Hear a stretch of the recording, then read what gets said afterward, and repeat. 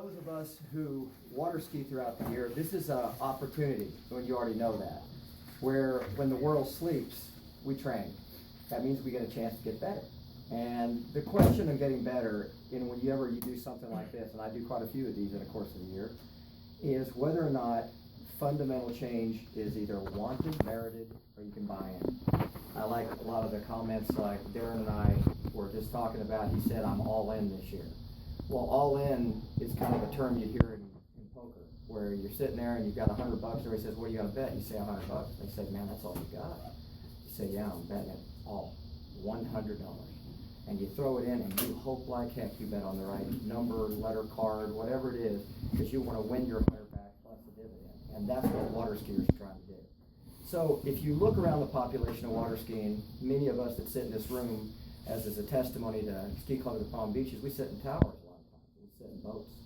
And we look at little bitty screens, and they have us judge gates. Well, in the course of judging those gates, especially here, you don't get to just see a gate. You get to see a human being going through a gate. And you watch friends and you watch people you don't know going through the gates, and it's a really interesting commentary because they play it, and then at the end they show it again, and sometimes you even ask for it again, and it even goes in slow motion. And the interesting part about that gate is, what do the people going through the gate look like? One of the last tournaments I sat with Matt Reaney up in a tower, and we watched person after person go through a gate. Both of us kind of coach water skiing for a living, and we both had interesting commentaries on what we saw. So one of the questions would be, what would be a fundamental change that you might be able to work on in a wintertime and or a summertime that would make you either more consistent or a better water skier? Because most of us here are either just going through the process of water skiing. Like in Palm Beach County, I don't know how many golf courses we have, but there are a lot. And people play golf all the time. What percentage of the people who play golf on a regular basis are actually getting any better at what they do? And if they are getting any better, how many of them are as consistent as they'd like to be? And the answer to that is a pretty low level. So there was an interview with Tiger Woods a few years ago, back when he was a dominant golfer, and he had just come out of winning so many amazing major tournaments that he was interviewed by 60 Minutes. He hadn't given too many interviews, and I'm not a big Tiger Woods personal fan, but back then he was a pretty dominant golfer. And they said, man, you won like all these collegiate tournaments, and you won all these major tournaments, and then you got this coach and you changed your swing, and now you're not, for temporary right now, you're not winning that many tournaments. Why would you do that? And Tiger looked at him like the interviewer like he was kind of stupid. And he said, to get better. And then he went to win a lot of majors and became the Tiger Woods we've all heard of. The Tiger Woods that makes millions of dollars. So as we approach this year, one of the most fundamental things that you could possibly do in water skiing is body position. So Paul said, what would you talk about? And you'd say, man, you're going to do a body position talk? Haven't we all had that discussion 1,000 times? Yes and no. Maybe yes, maybe never. Truly had a body position talk. So let's have a Nate Smith and Regina. I called them today. I said, hey, by the way, I'm going to use your name, and I'm probably not going to say all nice things about you because, and I just want your approval, and they gave me their approval, but I say perfectly nice things. So I said, I told them what I was going to say, and I've known both of them since they were kids, and neither one of them were the most talented kids in slalom I've ever seen. They didn't win all the tournaments in slalom. They won some. They did pretty good in their local divisions, but neither one of them were more dominant than other kids around them, boys or girls. And yet now, they're the absolute best in the world. And we're not all going to be the best in the world, but we can show signs of improvement with it wherever we are, whether we're at 15 off and 17 miles an hour and we're 9 years old, or we're 75 years old and at 28 miles an hour, or somewhere in between. So whatever you do in that category, one of the things you'll notice when you look in that little camera is some people go through that gate with an incredible body position, and the majority do not. So do I fall in that category as a skier? Man, I hope so. But in order to do that, it takes conscious work, and not just in the tournament, but leading up to the tournament. So defining good body position. First of all, what is it? What is its job? What does it do? Number one is, it's the position that you use to hold angle. That's basically what it is. What is angle? Angle is basically where the tip of the ski is pointed. So when you turn in for a gate or you come out of the buoy, wherever you point the tip of the ski, that's what we call angle. That's a pretty simple definition. What you do to maintain that angle is a positional alignment relative to a 3,000-pound boat. what you do to hold that angle against force, and you need that force. A lot of people, when you hear a discussion about body position, for the whole time, Lee and I are kind of old in this sport. I've known Lee since I was a kid, so I know he's old in the sport. And we have talked for years and years and years about this powerful boat that has so much authority. We call it a battle against a boat. And yet, if John Shealy comes out of a buoy, or Jeff Kepscher, or Darren, or whoever it is, Bruce comes out of a buoy, and they set their angle, and on the way to the wake, you pull back on the throttle real slowly, they go, whoa, what are you doing, man? I was having a really good buoy right there. That was a nice cut. They don't want that boat's gas diminished. So that powerful beast is the only way you're getting from side to side. We don't have a motor, we don't have a sail, we don't have a power source. That thing attached to the end of our rope is our only power source. It's how we get it's how we get out of the water. We can't get out by ourselves. So when the ski points and you get into alignment, the alignment is what we use, or the body position we use is what we try to use to hold angle. That's common knowledge. Now here's the uncommon part. A skinny kid from Indiana, weighs about 140 pounds wringing wet, eats hot dogs for lunch and drinks Mountain Dew. He ain't Chris Parrish, 6'6" giant with muscles rippling out of his shirt. He's not Will Asher, who's ripped and powerful. Now, I'm not diminishing Chris Parrish or Will Asher. In fact, I'd like to be both of them. I'd like to be 6'6" and rippling muscles and young and the world champions and world record holders. But I guess what he's done to our sport, along with Regina, a little 5'4" girl, running 39 more than most human beings will ever run in their lifetime, is they've given us a window on what's possible. So you don't have to be a giant. You don't have to have muscles rippling out of your body to be the absolute best skiers in the world. Now, that doesn't mean you have to aspire to be the best in the world. You can be as good as you can be within the time period and practice you get. So, what do you do with body position? Well, if you could bench press 100 pounds as your maximum bench press, and I said, well, let me see. And I get behind you and I spot you and you rack the weight off and you bench press 100 pounds. And then you rack it back and I say, okay, now we've done that, let's do 200 pounds. Well, Trish would say, Chet, you obviously don't know very much about bench press. Because if I can only do 100 pounds, you might try 105 or 102 or 110, but I'm not going to do 200. If I lift that thing off, it's going to go to my chest. Agreed? So that explains Nate Smith, because he doesn't try to bench press. Regina doesn't either. Neither do most of the best skiers in the world, and that includes Chris Parrish and Will Asher. They rack the weight, but they don't bench press. So this is an attempt to help you have better body position throughout this winter and throughout the course of your whole year. So it doesn't make sense that a skinny little kid and a little 5'4" girl can do what they do if they had to bench press. But if they don't have to bench press, maybe Trish could rack that 200 pounds and put it back on the rack. Rack it and put it back on the rack. So what's the difference? The difference is what happens between your knees and your chest, between your shoulders and your hands. So if you come out of a buoy and you point the ski across the course angle, and between your knees and your chest, you become solid, then you don't have to continue to contend with a 3,000 pound boat as the way you would if you racked that way. So an easy example, if I come out of a buoy, and visuals are a lot better than auditory, if I come out of a buoy and anybody watching today, even if you've seen others do this, if I come out and I lead with my head, you'd say, well, that's really good, Chet, but I really don't want to do that because I'm off balance already. And as I take connection to the line, I'm in a position that is not an authoritative position. And it's like trying to bench press the whole way because I'm pulling through my arms in a bent position. Now, we've all seen that position a whole lot of times where the hips are back, the chest is forward, and the hands are out. We've all done it. Every one of us has been in that position at some point in time. Some of us might even ski that way. I got an education from Chet Raley this year. I learned something I did not know. I thought that people who did that sometimes were more at risk of going out the front than people who didn't. And Darren said, well, you know, Chet, I've tried to be in that better position, but I do go out the front when I do that. And the light bulb went off in my head, and I thought, oh my gosh, he's right. It's not the people who are bent who have the highest risk, even though they go out the front sometimes. They're modulating through their pull up and down and back and forth in their hips and in and out in their arms. And they're actually trying to negate going out the front off the second wake, as beginners can do. But they're trying to hold good angle so they can run some buoys.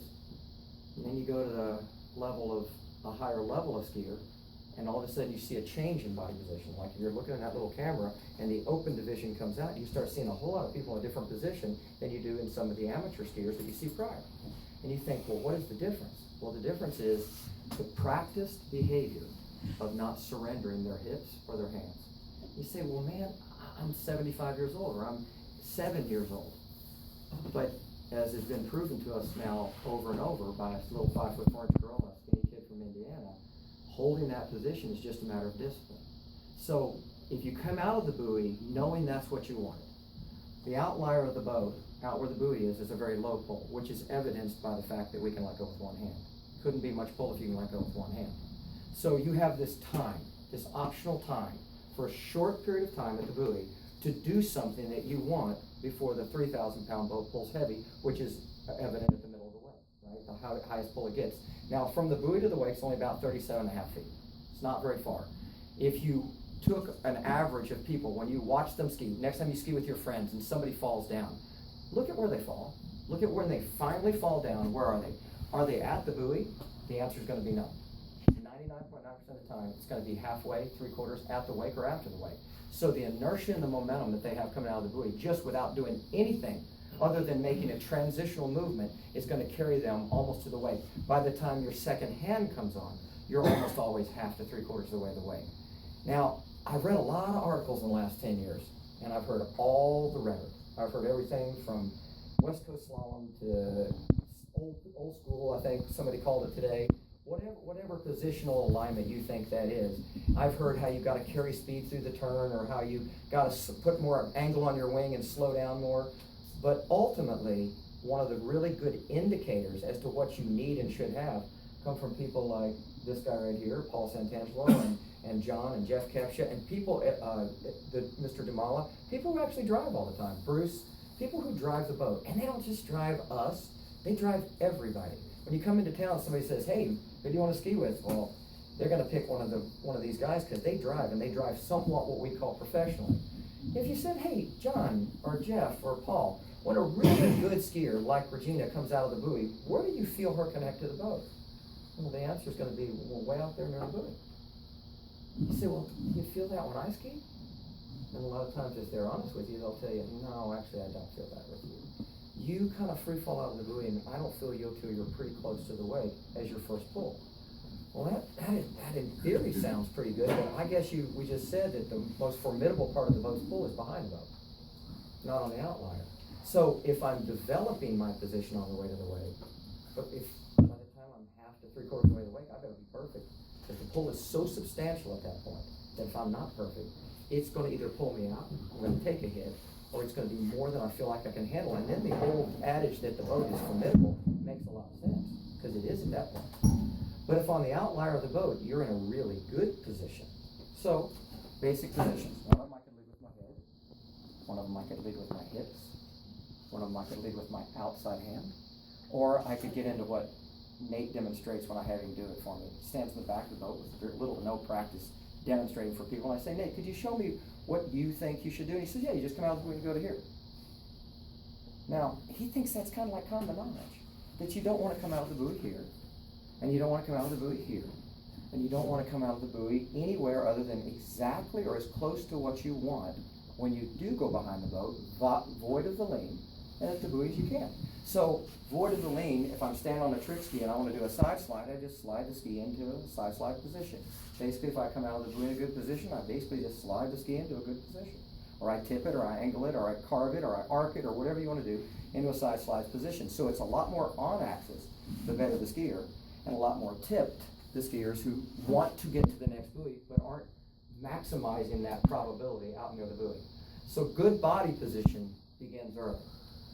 Connection to the boat begins early. So even though you've heard a lot of times that you want to kind of carry speed, there's nothing wrong with that conversation. The question is, how much can you handle? I've heard the conversation over and over. I know how much I can handle, not very much. I know how much most of the people I coach can handle, not very much. So if you come to the buoy and you transition out of the buoy, again, I'll quote Nate Smith, because hearing me is kind of mundane compared to hearing the very best guy in the world, and he's not a real big guy in a lot of ways. And the commentary I asked Nate, I said, hey Nate, do you ever, do you believe in being patient at the buoy? And he said, oh yeah. I said, could you show me? He said, yeah, you go like this and then you get patient. I said, man, that's not exactly how I've been seeing it. I was kind of always trying to be patient coming into the buoy and then trying to keep the line tight, and there comes a lot of my tipping. Now, am I already in a position where I'm probably not going to be in a good body position for the wake? Yes. So I'm entering in a deficit. So instead of coming in and thinking, okay, I'm going to get patient here, that kid can get all the way to here. Regina's the same. In fact, I will pass it. You can pass this around. I'm just going to put it on a video, and all you have to do is hit play. And it's a nice little video of Regina, and she's in a practice session, and she's right coming in behind the boat and running a 38 off on a ski she doesn't really care for, by the way. And it's a good enough video to show you what happens when a world class, or the very best skier in the world, moves through a transition. So I'm going to show it to you, and I'll do it real quickly, and this will kind of end it up so you can go to practice and work and go home. But when they move out of the buoy, there's a lot of theories as to how you should move out of a buoy. But I don't know if anybody ever really teaches you how to move. So you hear all these things. Darren Raylan gave me one of the best snow ski lessons I ever had. I think Arturo Nelson called me a pathetic snow skier. But, you know, I had been told all the things about how to keep my hands out in front of me and how to keep my shoulders down the hill. And I don't know if you've ever had the privilege of skiing with Darren, but in your lifetime, if you go to a hill, you will see a lot of really good snow skiers. And I know there's a lot of good snow skiers in the world. Jamie Bouchane was good in our sport. Chris Rossi's good. I've watched a lot of people go down a hill. There aren't a whole lot I think are better than Darren Raylan. That guy can snow ski.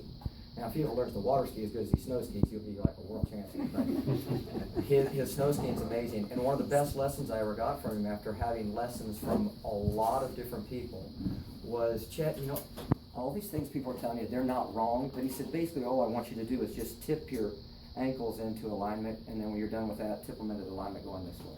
And then when you're done with that, tip them this way. And all the sophisticated things I've been hearing paled in comparison to a simple act that I could replicate on a fairly regular basis. And I went from a pathetic snow skier to a not very good snow skier, but at least in the 4 days a year that I get to go snow skiing, I went from pathetic to not so good. And that's a big deal for me, because now I can actually survive a mountain. So in the course of what you want right now, you need to know how to be able to move out of a buoy, because your body position across the wake depends on it. So what do? How do you make a transition out of a buoy? Well, as this video will show you, the best skiers in the world basically have a formula. And I'm only going to give it to you in 3 parts. Number 1 is you have to be on axis as best you can. Doesn't mean you won't tip a little bit, but you have to be on axis as good as you can. That's rare in our sport because we were not trained that way. Throughout the entire history of the sport, Chris Parrish's father, when he first brought him to me, he's this little, now he was never little, who am I kidding? He was this giant 9-year-old, 8-year-old kid. And his dad is taller than Chris. Chris is about 6'6"-ish, somewhere in there. His dad's about 6'8". His dad is a literal rocket scientist. He was in charge of the Space Shuttle Endeavour. His dad is smart. And his dad, I think, when we first met, thought big old Chris, his kid, was going to have a serious advantage at the buoy because he was thinking of the physics of his long body being able to tip at the buoy. And I said, Mr. Parrish, you know, actually, that's not going to be Chris's big advantage. Now, I'm not going to, don't get me wrong, Chris's body height is a big advantage. But it was more in the form of leverage. I don't know if you've ever seen Nate and Chris put their hands up to each other or show their spread. Regina's 5'4". I used to be 5'11". I think I'm like 5'9" now or something. But hers is almost as long as mine. She's 5'4". She's got monkey arms, man. She got long arms. So does Nate. Now, that may not mean a lot to you guys, but that's a big deal out at the apex when you're at a short line. So when they're coming in, though, that's not their advantage. If you watch, they don't come in and forcibly do this most of the time. They're actually over their feet pretty good. So number 1 is be on axis best you can. Number 2 is know how to move. Best moving conversation I've ever heard, which is evident in that video big time, is right hip, left hand, left hip, right hand. A lot easier than moving your feet. A lot easier than figuring out some crazy formula. So if you basically come to the buoy, like the side slide on the trick ski, and you move your outside hip to your inside hand. I have a little guy that skis with me named Luca. Paul Zaz's son, and Luca's, I think he's 7 now, and he's become kind of one of my alternate coaches. With kids, they love animation, so I guess SpongeBob and all these things they watch. So we have the body parts talk for kids, and we'll say like, okay, so who's going to move today? And we all know the answer. If it's left to its own vice out there, the head goes, I'll make the turn. Yes? I'll make the turn, I got it, I got this covered. And all the other body parts say, no, man, head, you don't get to go. Left hand says, well, what do you want me to do? Okay, you're the house. Right hip says, what do you want me to do? Get in the house. Get to the house. So with little Luca, if you're out skiing and you come to the buoy and you go like this, he goes, how can you get your hip in the house if your house is in the cloud? So that's a good question for us. what do we want, and what do we want in the very short amount of time, that 37.5 feet from the buoy to the wake, that's going to take about 1001. What do we want from the apex where there is low pull to the point where there's a high pull? We want to be in a good position. We want body position to hold a good angle. We've already seen the evidence of what it does for our health. It doesn't tweak our shoulders and our backs and our knees as much, and it also is very productive to get more consistency and or a higher buoy count. So number one, on axis. Number two, know where the house is. Number three, move the hip to the house. Put it in the front door. Make it happen. Now, when you come out of the buoy, I'll give you one more little point, and I think this will help a lot, because I think if you notice, all of us fall into one of these three categories. With the better skiers, we call it 3 zones. Zone 1, Zone 2, Zone 3. Zone 1 is facing the boat. You've heard a lot of talk about whether you should be open to the boat or close to the boat, yes? So Zone 1 is open to the boat, but if you turn the hip to the hand when you open to the boat, the way that you have to hold pressure a lot of times is to either sit coming out of the turn or sit when you're moving. That puts your hands away from your hips. Again, we're back to hands and hips separated. Number 2 is Zone 3. That's the one where you turn all the way to the beach beyond the buoy. So Zone 1 is a pretty big zone. Zone 3 is just as big as Zone 1. It's from the buoy to the beach. And then right in between those two is the one you see all the pro skiers in. That's Zone 2. That's from about the passenger going into 2 to the buoy. So when they move the hip to the hand, they exit into Zone 2. Not Zone 3, which torques too far away.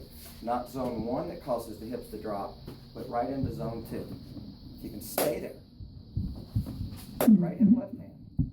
Solid between your knees and your chest. And you can tuck into Zone 2. You can have what they have. Now, Nate's rise to claim to flame came in about 6 months. He went from a kid who was pretty good, not bad, to the elite, dominant skier you see in 6 months. Regina is a workhorse. She trains hard and she works. So what is the difference between her and you and me? Nothing. Nate, you and me, nothing. Now I'm not going to say they don't have some gifts and talents. Most people do. But it's their due diligence. It's their discipline. So if you want to improve in your body position, which will enhance your consistency and or your buoy count, improve your body position. And if you improve your body position, I fell flat on my face one time. I did a clinic and I said, how many people in the room? I had about 100 people that day. And I said, how many of you in here would agree with me that body position is important? Oh, 100 hands went up. I said, how many of you in here would agree with me that you could have better body position? 100 hands went up. And there were some people in there that had really good body positions. Some of the skiers were really good. I said, okay, if I'm like, I'll diminish them a little bit, but if I'm like the old East German camps, man, I came and got you, took you from your parents, I brought you to my place, or you're a professional athlete, and I'm paying you to do this. In other words, you don't get a choice. This is it or you, or I'll hurt your family, or I won't pay you. You're going to get fired. I asked, how many of you would be willing to focus on this, to do it, learn it, over the next 12 months? Almost all the hands went down. I felt like a comedian who failed. Because they were like, nah, I ain't gonna do that. And I'm gonna watch some videos, and I'm gonna keep changing. Every week I'm gonna adapt my program, because I'm gonna coach myself and just keep changing until I find the magic formula, because there's gotta be a natural aspect to this, or there's a common trait that binds all great water skiers. And you could say, oh, but I know some examples that don't do that, like Jamie Boucher and Karina Nolan. You're right. Right, you can find some examples. By the way, Jamie's really good, so was Karina out of the buoy, but they do sit more than most. I'm telling you, they're some of the best skiers you've ever seen. But they're also a little bit like yoga teachers. They have some innate ability in flexibility and movement that, man, I don't know what you guys, but I'm 58 years old. I would break in half those positions. This one is a really common, observable, easy to identify, easy to replicate movement.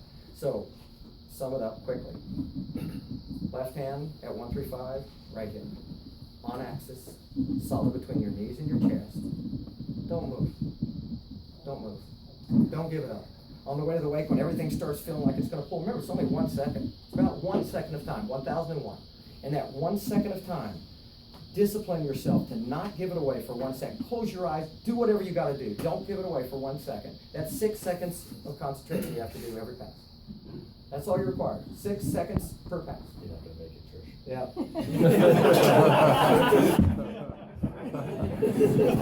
So, there's lots of things you can work on. Okay, way more than this. Obviously, I teach this for a living. There's lots of stuff you can work on, but not all at once. You can't do everything in a day.